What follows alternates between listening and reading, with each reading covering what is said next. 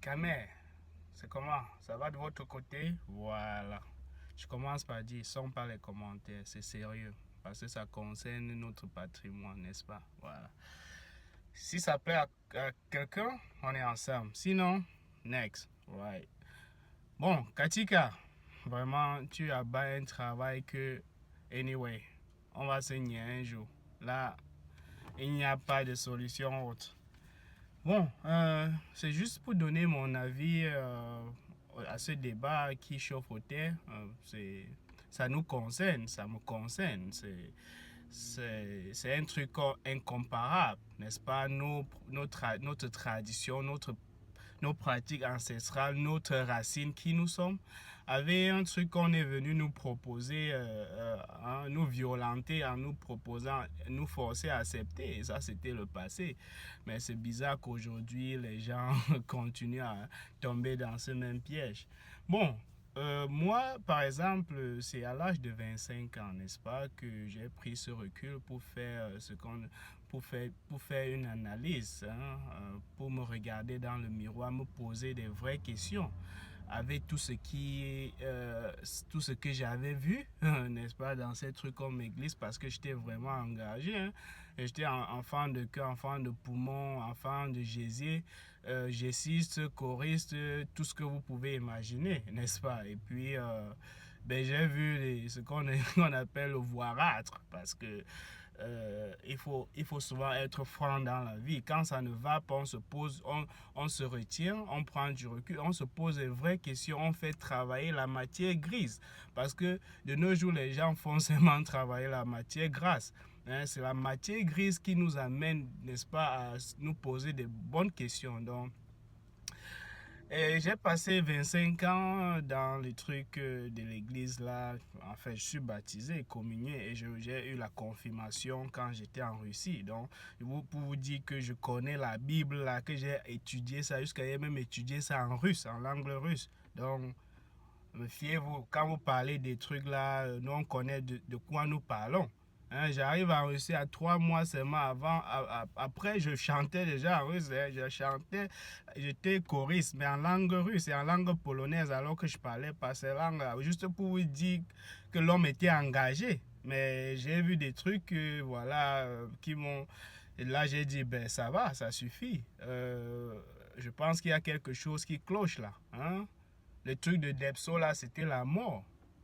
Surtout quand tu as un problème, tu viens poser peut-être au prêtre et tout, parce que à l'église, c'est vrai qu'il y avait des gens qui faisaient différents métiers, donc ils pouvaient recruter, même si c'est pour 1, 2 jours, juste pour. Mais tu viens poser le problème au prêtre que tu n'as pas le boulot, tu cherches le travail, il te dit de prier. Tu dis que, mais, hey, c'est how? Je prie comment? Je prie ici chaque jour avec toi, non? Tu me dis de prier que je prie mal. C'est-à-dire qu'alors, si je préfère me faire là dehors, j'ai commencé à marcher, n'est-ce pas, je- bar par bar ou bien boîte de nuit pour boîte de nuit, jusqu'à trouver mon job de barman après les trucs de tam-tam monté descendu. Mais ça me permettait à bien manger et tout. Et je n'avais même plus le temps de l'église parce que ce temps-là me permettait déjà de pouvoir hein, me nourrir. Donc, voyant que je venais plus trop à l'église, le prêtre m'a zappé. Il me dit que, mais c'est quoi? Je dis que non, je travaille. Et je ne peux pas laisser mon travail qui me nourrit pour venir à l'église parce que finalement, ces prières-là, ça me. Et après, ce qui s'est passé à côté, ben, ça devenait bizarre et de mal en pire. Et voilà, quand nous regardons la société aujourd'hui, les trucs de Ndepso, oh, tout ça là, hein, c'est venu d'où? De l'église. Jusqu'à preuve de contraire. C'est là où ils ont plus cultivé ça. Hein? Au Cameroun, là, l'église a tellement de terres, ils ont tellement de patrimoine que peut-être plus que l'État camerounais. Hein? Plus que l'État camerounais. Mais rendez-vous compte que nos anciens, là, il y a même un membre de ma famille, un vieux, là, il avait donné tous ses terres à l'église. Hein? Aujourd'hui, tout ce qu'il a comme titre, c'est ancien de l'église. Il a donné tous ses terres, tout ce qu'il avait, tout à l'église. Mais aujourd'hui, admettons qu'ils n'avaient pas fréquenté. Aujourd'hui, quand nous voyageons, nous essayons de côtoyer différents mondes. Mais ne pouvons-nous pas essayer de voir qu'on est dans le ndème et voilà, se retenir et songer à faire autrement? J'ai passé 8 ans à côtoyer deux nations, en fait, deux nations, je peux dire, les Chinois et les Russes. Ouais, des patriotes. Ils ne blaguent pas quand on parle de tradition, de coutume, ils ne blaguent pas. Et ça se voit de leur manière de faire. Hein, les autres là ont peur d'eux. Ce sont des gens que quand vous pouvez faire tout, vous pouvez jouer au foot, aller chercher les nanas, aller en boîte, faire tout ce que vous voulez. Mais quand ça parle de tradition là, tu la fermes parce que tu n'es pas de là. C'est comme ça. Et ça devrait être pareil pour les Africains. Mais nous sommes des prostituées. Tout ce qui vient, on prend seulement. Tout ce qui vient partout, on prend. Finalement, on ne sait plus sur quel pied danser. En fait, il y a un monsieur, un sage ghanéen que j'ai regardé son interview. Il dit un homme qui n'a pas de racines là, hein. Il est exposé à tout vent. C'est comme une maison sans fondation. Même le simple vent là, on n'a pas besoin d'une tornade ou quoi que ce soit. Un petit vent va renverser ça. Et c'est ce qui se passe. Les gens qui passent le temps à dire qu'ils prient Jésus monté, descendu, mais quand ils ont un problème et que la prière ne résout pas, ils courent au village regarder les charlatans montés, descendus. Ça veut dire qu'ils ne savent pas sur quel pied ils dansent. Vous voyez, et c'est pareil partout. Donc je prends un autre exemple. Je prendrais peut-être des jumelles. Voilà, les jumelles, elles sont nées tous de teint choco. Bon, je ne suis pas très noir. Bon, disons peut-être je suis noir, je ne sais pas. Teint choco. L'une décide de garder son teint et rester naturelle comme elle est. Et l'autre décide de se décaper parce qu'elle veut devenir comme des blanches et tout. Elle veut les cheveux longs et elle achète les trucs indiens. Et l'autre décide de rester bio comme je disais tantôt et peut-être à l'extrême, s'acheter les mets synthétiques pour se faire des rastas et tout. Bon, disons, elle reste naturelle. Et l'autre se décape. Et vous savez, il y a que quand une fille se décape là et tout, le compteur c'est d'abord élevé pour commencer. Par tout le monde vient tuer après avoir tué, dit que mais c'était que tout ça. Il run seulement. He will run away. So, donc, je disais tantôt que celle qui se décape, ça veut dire qu'elle est prête à tout faire pour ressembler à la Watt. Hein? Tout ce qu'elle voit, elle le fait. Ça veut dire elle est prête à ouvrir même la porte du derrière là. Et tout. Elle est prête à tout faire. Maintenant, la vérité se voit à quel âge? À 50 ans. À 50 ans, celle qui se décape, elle va commencer à se cacher.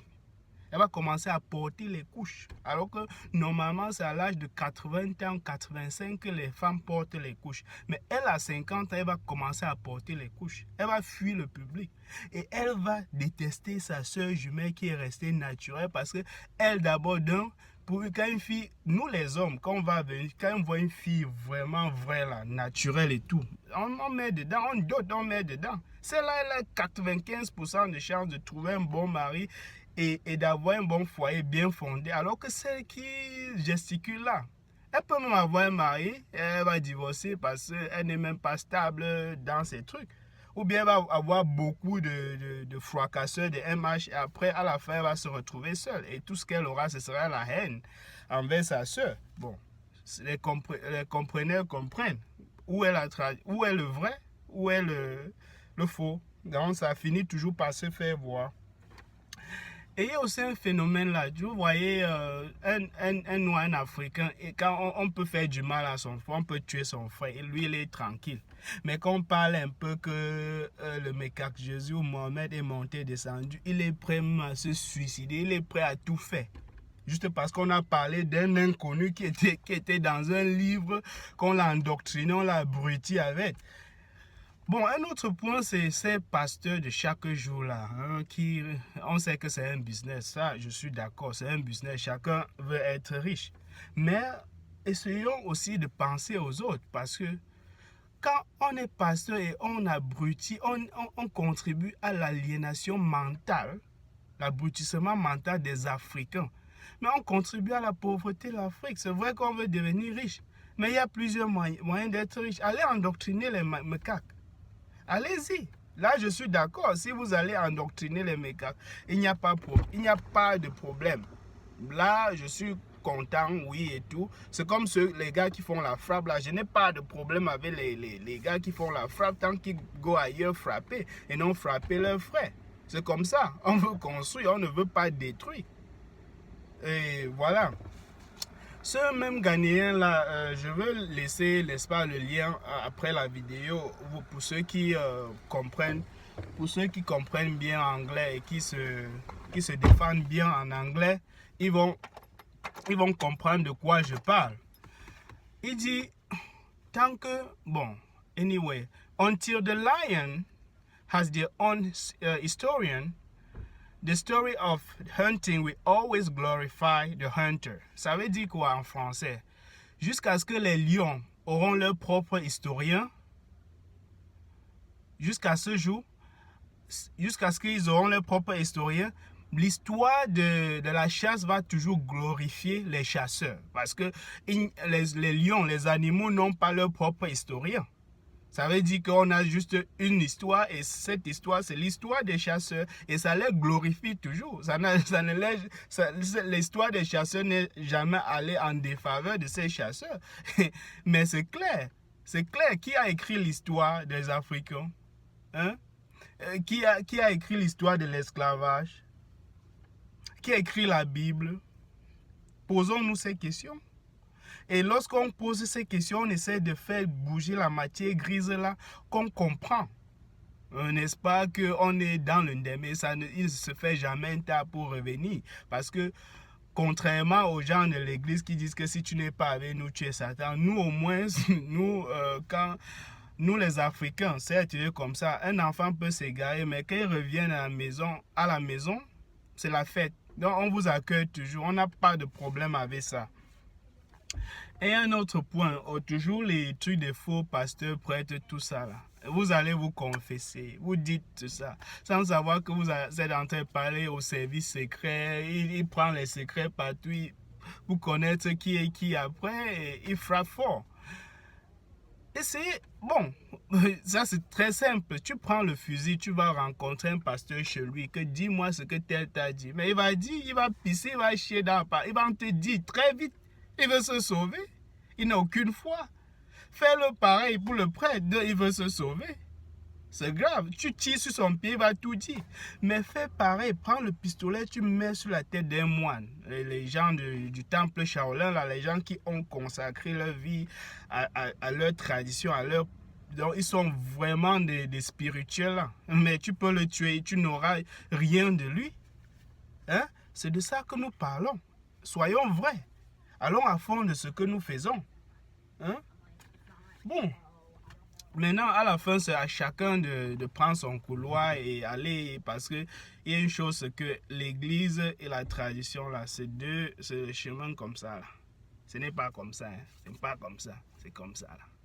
Vous avez compris, non? Donc, ne vous voilez pas les yeux. Vous êtes dans l'église, allez là-bas. Parce que quand tu es dans l'église, même si c'était vrai et que après là, quand ça ne donne pas, tu viens au village, là, tu as tout gâché. Même au village, là, qui va t'entendre?